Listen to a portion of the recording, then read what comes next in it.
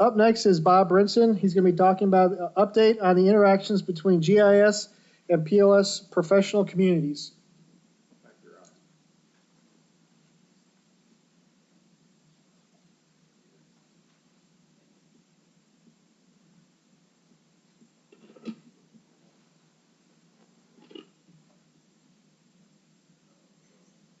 You just close it out. And I think, is that yours? You're welcome. You just hit F5, should take it into, and here's the little, just the arrow that's worn off. Gotcha. Okay. All right. No. Okay, great. Thank you. All right, I'm Bob Brinson. My day job is Department of Public Safety. I'm their CIO, but I'm the Vice Chair of North Carolina's Geographic Information Coordinating Council. And so what I'm going to talk to you about today is sort of current events in North Carolina and the interaction between the GIS community and the professional surveyors. Now, this is pretty unique to North Carolina, but as we talk to other states, and even some folks have mentioned to me this afternoon, you know, it is an issue that we're seeing in a number of other states. And we've gotten inquiries, you know, where they hear that we're dealing with this issue right now and asking us, you know, what are you doing? How are you threading your way through this? So, you know, North Carolina folks, this will have direct effect on you. Folks from elsewhere, you probably are seeing some version of this or will soon. So you all know that GIS practitioners and surveyors sort of work in the same workspace. And there's some differences, but there's some places where the sets sort of converge and they do similar things. And we have had a history where we know that it's not always clear where those boundaries are. So this deals with trying to figure out who does what to whom and where those boundaries are. The pertinent groups in North Carolina, so the Geographic Information Coordinating Council, GICC, and the NC Board of Examiners for Engineers and Surveyors, so NCBs is their acronym. We've talked over the years, so for the last, I don't know, dozen years or so, off and on, when we've had issues that have sort of come to a head, we've talked with them and sort of worked through it.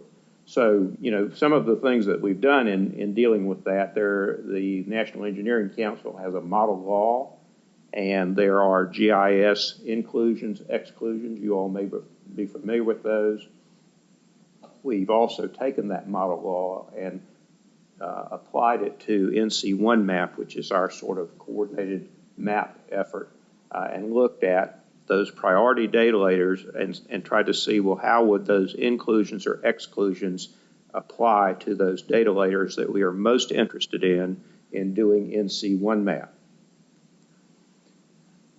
We've also, at that same time, sort of gotten an advisory opinion from our Attorney General, because in North Carolina, there is an exclusion in the general statutes for public workers, either state or local, who are doing GIS work that may tread over into the surveying area.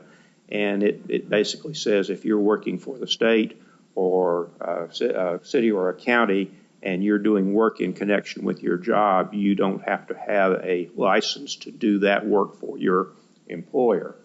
And the Attorney General said that's correct. And then, as we've talked about some today, there's a grandfathering effort that went on for GIS professionals who could meet the requirements, demonstrate that they had competencies. And so the Board of Engineering and Surveyors basically said we're going to grandfather in practicing GIS professionals who can meet those requirements. And that's happened in the last few years. But the work sort of several years ago came to a conclusion. We thought, okay, we've got everything settled. We think we know what the rules are.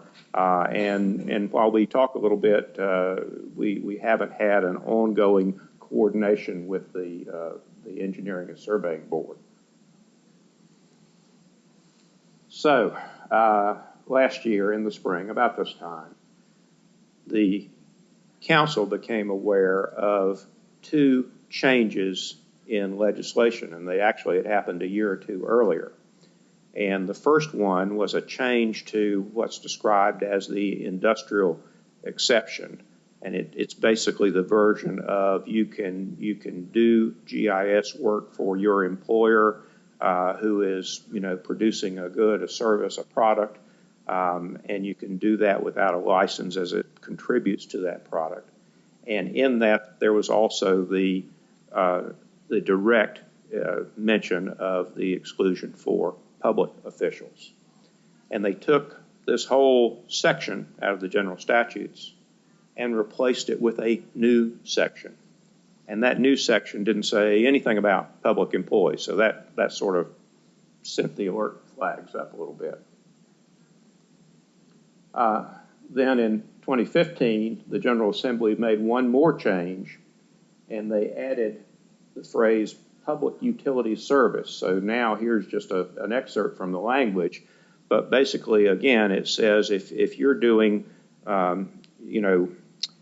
engineering or surveying activities, and you're engaged in manufacturing, processing, producing, or transmitting and delivering a product or a public utility service. So that's new language, and hard to know exactly what that means. So what are the concerns that we're dealing with now? Well, does this new paragraph, this 7A language, really change the exclusion for public employees or not? Wasn't clear. Does this new language impact contractors who are working in the public sector? So, now we begin to get into private sector concern is, if I go to work on a contract for a city or a county or the state, and I'm doing this kind of work, am I protected by that exclusion, or do I now need a license? What does public utility services mean? Don't really know, and the law is not very clear about it. And then there's one more, and I didn't put it on here, but it deals with some language that says you can do certain things as long as they don't affect the safety of the public. There again, sort of vague terminology. Don't know what that means. Also, as we began to get into this, because we started to look at it and said, okay, so this is a public sector problem. We had some people on the coordinating council, and that's about a 20-member board, begin to raise their hands and say either they had some evidence of or were at least hearing anecdotal stories that private sector GIS practitioners were beginning to get letters from the licensing board basically saying you're doing work that we believe encroaches on the licensed base out there, and you need a license to do that. And so we put that problem in as part of what we were going to address is we needed some clarity in that area. And we want to know, does that have anything to do with this new statutory language? Or is the board view about what constitutes surveying and what's GIS, is that changing? Is the board becoming a little more activist? Don't know, but trying to find that out. So here's what we're about. The council said, well, let's form a work group and let's get a collection of our members and some outside members and look at a couple of areas. And our objectives are we want to preserve and clarify that exclusion for public employees and the contractors who do GIS work for public entities. We want to understand what public utility services means in the statute. And for the broader GIS community, we want to make sure that practitioners can understand what is unlicensed work and what work requires a license. And that's good for the private sector practitioners, And frankly, from a licensing board standpoint, I mean, that's not really what they want to spend their time doing, is being the license police and sending out cease and desist letters. So everybody needs to know what the rules are so that you can effectively run your firm or do your practice. We thought about how are we going to step through this and how are we going to have this conversation. And, we said, well, let's go talk to the licensing board. But as we began to look at it, we said, that's not going to be a productive conversation. It's going to be sort of hearsay, and we think this, and we need to somehow bring it down to a concrete level. And so one of our members said, well, why don't we try use cases? And I imagine you all are familiar with that, but basically we're going to describe, a circumstance, a piece of work, an activity, and say, here's who's doing it, here's what the business requirement is, here's the data sources that we're involved in, here's how we're going to step through this work, and we think that either does require a license or doesn't require a license. And we would go to the licensing board with a set of those business cases and use that as the basis for a discussion, so that now you're dealing in something that's more concrete. We think this doesn't require a license. What do you think? So we began assembling that set of business cases, and we asked the council and we said, tell all your friends, give us examples that we can use for business cases. Got about 40 or 50 of those in and have reduced those to, a dozen or two where we've eliminated duplicates. But I gave you some examples of business cases so you can sort of think through this as we are. So the business case of, doing tax mapping using survey data. And, are you using, what's your data source? What is your accuracy? What is the product intended to be used for? Is that or is that not a licensed activity? Same way, wildlife survey, so you, as a GIS practitioner, you might get an engagement to go in and assess what wildlife is on a tract of land. And everybody, I think, would say, well, that's GIS work. But if you say, well, there's a nest of eagles and it's in this grove of trees and that's within so many feet of this boundary and you can't build a house because of that, as you begin to get into that area, then you begin to be an authoritative source, and that begins to be surveyor's work. And what we begin to see from that is that it was not going to be, the business cases, as clever as that may be, are not going to be a yes-no kind of a thing. There probably, some of them are, but some of them are going to be, well, it's this unless they're doing this variation of it, and then that may be. So what we begin to see is that probably we're going to use these business cases, but as a part of that, we're going to be doing some decision tree kind of things and trying to memorialize that and have those examples stand and be something that practitioners can use on an ongoing basis to try to understand, I'm getting ready to take this engagement. Here's what the client is requiring. As I step through this, I believe I'm on safe ground because I think, this is clearly GIS work. So again, we're trying to not just solve the immediate problem, but create a set of artifacts or resources so that practitioners can be on firm ground and understand, here's what I'm doing and I'm safe in doing that. We talked about garden design, so if somebody says, I just bought 5 acres and I want you to help plot out a garden for me, fine, except as you get to the boundaries, and if you're doing boundary work, then you may be getting into surveying, and then somebody, because this wasn't complex enough, said, well, actually, if you're doing garden design, there's a board of licensed landscape architects. So got to deal with, thank you, needed another problem. Okay. So forest inventory, so, I've got some pine trees down toward the coast. I've hired a consulting forester to come in and tell me how are they doing and when would you make the next cutting?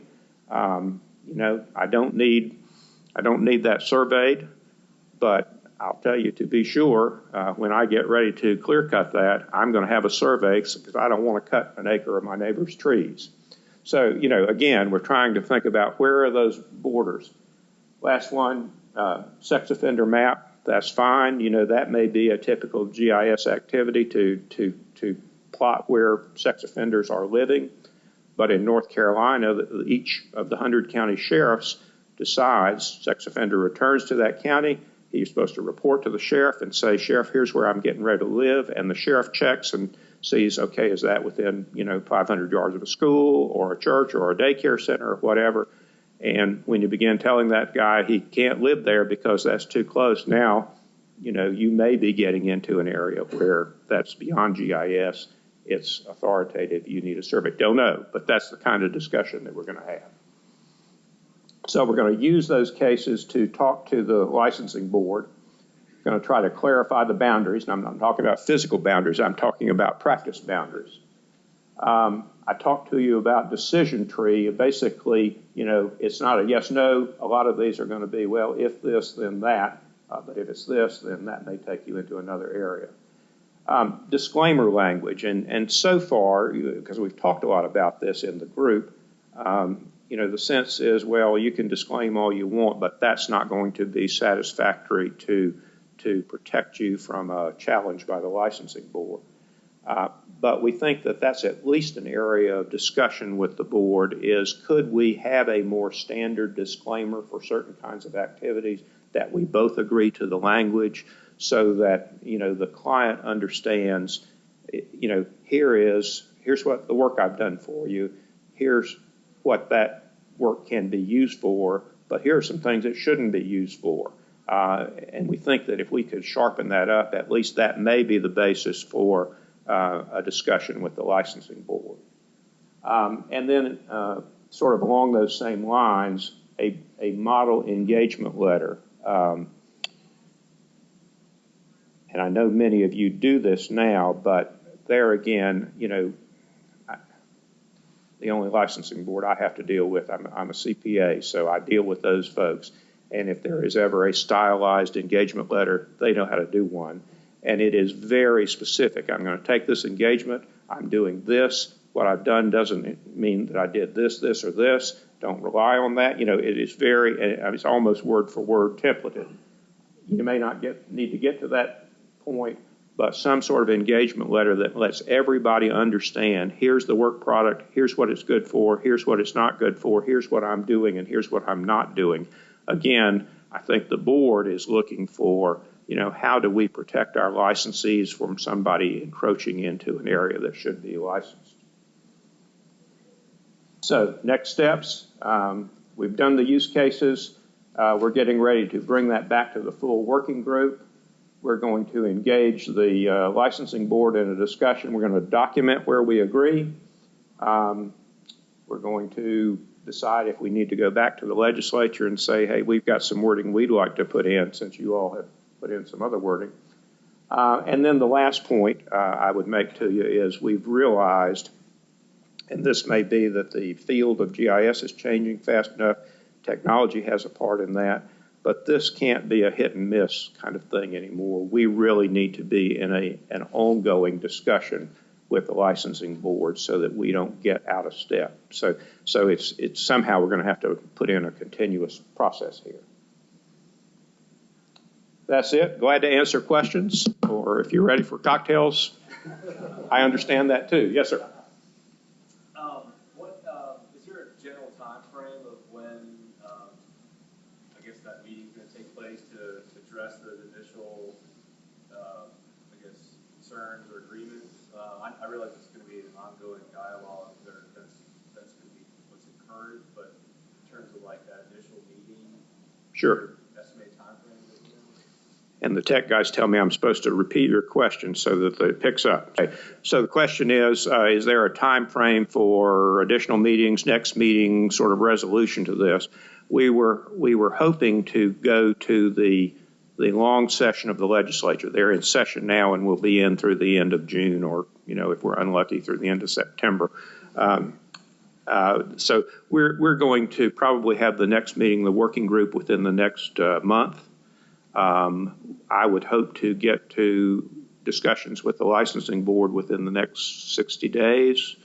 I think it's going to be tight as to whether we're going to get to the legislature this session, and we may not need to go there. I mean, I don't know that because that's kind of the nuclear option, if you will, you know. So, but we're actively working and meetings within the next couple of well, within the next month, I'd say. And I think you'll see that if you follow the GICC calendar and all, you can see when that is. Yeah. Something I'm not getting. So if licensure is ostensibly to protect the public, and I know you're still working through the concerns and clarifications, why do they make an exception for those doing questionable work? If they're in the public sector working for the public sector, if the end user is the public, if they're harmed by private or public, so why would you allow public sector employees to harm the public? I think. I guess that's not a polite way to say it. No, I mean, it's a good question. If it's good for one, why isn't it good for all? And especially in the public, why wouldn't you want that to happen? Repeat the question for the record. So thank you. Question is, you know, if it's a good thing to have licensees so that the public is protected, why would you make any exemption or exclusion for folks that are working in the public sector, or perhaps for that matter, what they call the industrial exemption? You're working for your own company and doing work. You know, I don't know that I know the answer to that. I think some of it is historic. You know, that if I'm doing in-house work, then in-house gets to decide the quality of that work. Weak argument. I think there's a cost impact, and we're certainly hearing that, especially with regard to the contractor issue working for public sector. You know, they say, well, if I have to pay and have this under license and seal as a work product, I can't afford to do that work. Well, I mean, that may be, again, a bad excuse, but that's part of what we're hearing, that there's a significant cost impact. Neither good answers, I'd say. Yeah, I'm from Virginia, and we're facing the same thing. And when the two laws came up just, you know, a couple of weeks ago, the big concern was the public sector people felt they would be shut down by that. So great if they get the exception, but yeah, the question remains, why can one sector harm the public when the other can't? I guess you might argue there's more of an infrastructure within a large government organization that does check and balances. But again, I don't know that that's the truth. Yes, sir.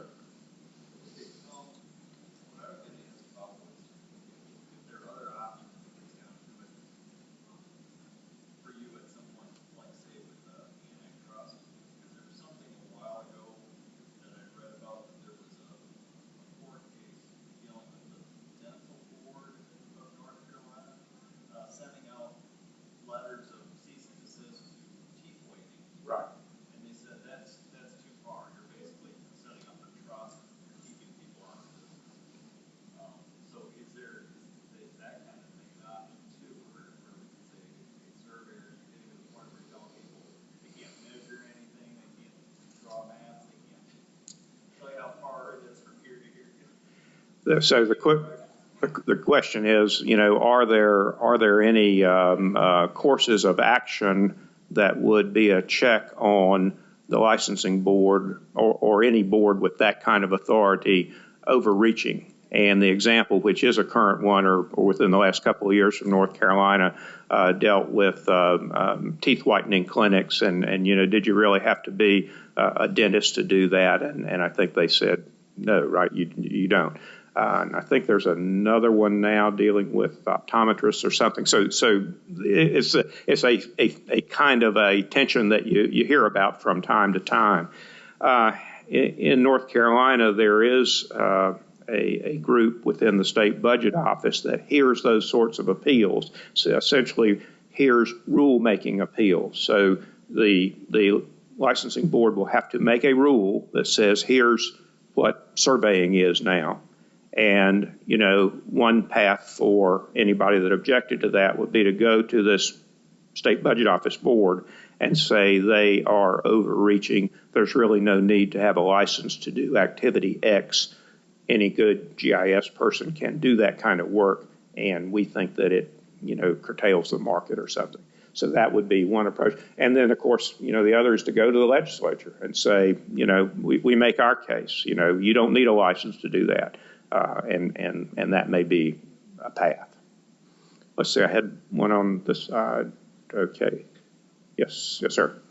Question, we've seen this happen all over, every state's facing it, they're all dealing with it a little differently, and we know a lot of this is about protecting certain business interests and promoting them. And some states have looked at licensing GIS professionals as a separate category of PLS, with the blessing of these surveyors helping make the exam. And have we looked at doing something like that as a middle ground? I think that goes back to how are we protecting the public by doing that? You know, that doesn't make any sense. So sort of two questions. Are we, you know, are we looking at licensing GIS folks, and then are we protecting the public if we go down that path, sort of to avoid more stringent licensing? Fair enough. Okay. We have had that discussion, and that's all it is right now. You know, I didn't put it on my slides, but in the work group, I will tell you that you get a sense of, okay, we've got the Geographic Information Council, and then we've got more heavy duty, it seems, a licensing board. And so we're kind of, it has a feel of, in my characterization, you know, coming hat in hand and saying, may we please do this kind of work. And so some folks have said, well, you know, you could put it on a more equal footing if instead of just a council who tries to guide GIS practice in North Carolina, there was a licensing board that guided that. And then you could almost go head to head in a more equitable way. You know, that's a big, heavy lift, I would say. But it may be, you know, we may need to do that. I think, at least my sense, and again, you all are much more GIS folks than, as I told you, I am. But my sense is that the GIS capabilities, technologies, and so forth may be moving at a faster rate than maybe the surveyors. That may not be fair at all. And so, you know, we may get to a point where that dynamic gets out of balance, and we need to do something, and maybe it's licensing, I don't know. The public safety question, I mean, I guess you could view it as doing it to avoid the more stringent licensing. On the other hand, if, you know, the GIS community might want to say, well, if this is becoming an important component of, you know, how we work in this area, maybe we're better to license and regulate than not. Yeah. I mean, we've made a conscious decision as a profession to certify, not license. Right. And I think we're real comfortable, for the most part, with that decision. But again, you know. But there are states that have. There are states that have, and I question that because it's like, well, look, we'll bring you under our umbrella, and to me that feels more business profit marketing oriented than truly, oh, we need to be licensed because when we determine the location of something, that is life and death. And you know, I've always just, I think it's pretty simple. I mean, surveyors determine the location of things, and we reference and analyze. I don't agree. So, well, we can I have mean, that discussion. 911, if you're going to assign an address for 911 dispatching, that's life and death just as much as, again, Yeah, we but the get. survey is what determines the location of that address, so, you know. No, not in most cases. A certified photogrammetrist cites, you know, an ID point on a structure using photogrammetry. Surveying, a licensed surveyor isn't involved at all. Now, in this state and a lot of other states, they will have a licensed surveyor on staff who will basically rubber stamp it. But if I can get back to my point is, that is not generally the job of GIS. GIS is generally the analysis and the data scientist component of it, which is very, to me, is distinct from determining the location. So finding that place where we say you determine location and we do analysis and spatial assessment, you know, it doesn't seem that far to me. Well, I think it could be very similar to how PEs are regulated, professional engineers. Professional engineers, they only practice in their discipline of knowledge. So a mechanical engineer is not going to be designing roads and bridges. With the PLS, it could be it could be a very similar situation where the GIS community doesn't plan on going out and performing boundary surveys if they don't know anything about real estate law. But professional surveyors are not going to try to figure out where all the sex offenders are in this county. That's not something that we're ever asked to do. We may, that's nothing in our realm. And I'm a PLS, by the way. I don't know if there's any others. Those are two things too. I mean, a surveyor comes up with where is this, what distance is it from that. But the address, I'd have to say there's a difference between assigning an address to a house. You do that for now once they can find a house. But then if you're going to say this address, how close is it to the school? Then you're talking about a survey. well, it's interesting. On the ground. If you're talking about sex offender at the school, the surveyor is not the expert on it's a sex offender. The expert on the distance between that house and the school. It's interesting to me to hear the amount of debate in the room because, like I said, my day job is not this. And some days I think, okay, is this really worth spending time on, or is this just a little internecine battle here? So to hear you all debate it pretty actively that's affirming. Let's see, I got a question in the back. Well, the licensing board already has a PLS license that focuses on GIS and photogrammetry. So we are Right. already addressing that within the surveying community. And it's just focusing more on the GIS, which also I'm a PE, so it sort of goes back to our areas of competency, which is the buzzword lately. But the PLS then that has the GIS, took the GIS exam, is not going to go out and do boundary because that is not their area of expertise. But they are licensed to do this area of GIS that, again, may have a little bit of that overlap when you start looking at accuracy statements. Because the surveyors are really big on the accuracy statements. Well, I mean, that's why. GIS gets into that, everybody gets very tempted. Yeah, well, and we make measurements and we qualify our measurements, and any measurement we make can go in front of the court of law, and we have to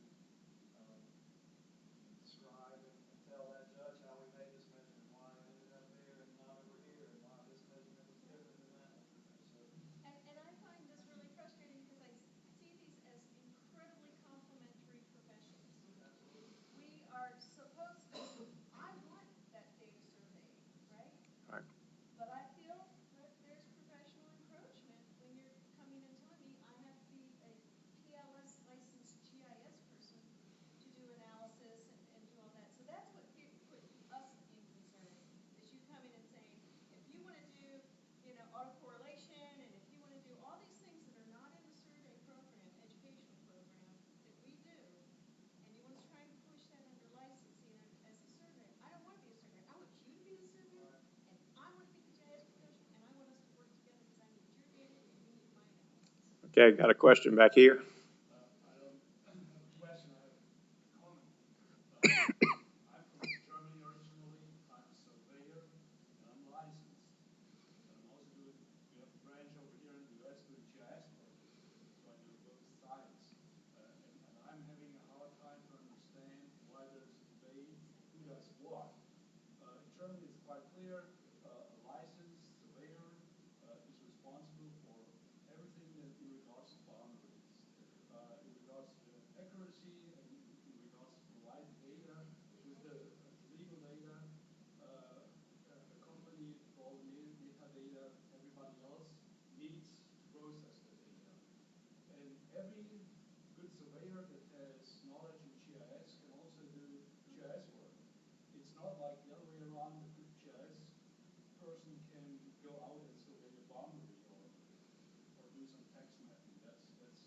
But can a good GIS person with good GPS skills go out and locate a water sample for an aquatic species study?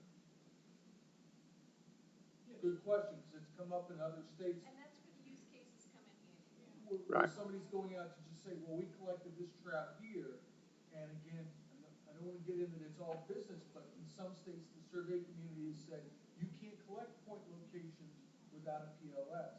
And the wildlife biologist is going, this isn't a real estate boundary, this is literally, this is where I caught this bass, and what I'm after is the sample data in the, the blood chemistry in the bass, but I need to know where the bass was caught. And again, there needs to be some states where it's been more cooperative, where they've said, where the survey community has said, look, boundaries are our world. And to me, also partly from the construction world, to me, when you want something staked out on the ground, you definitely want a survey. Or you want somebody you can sue. That's wrong.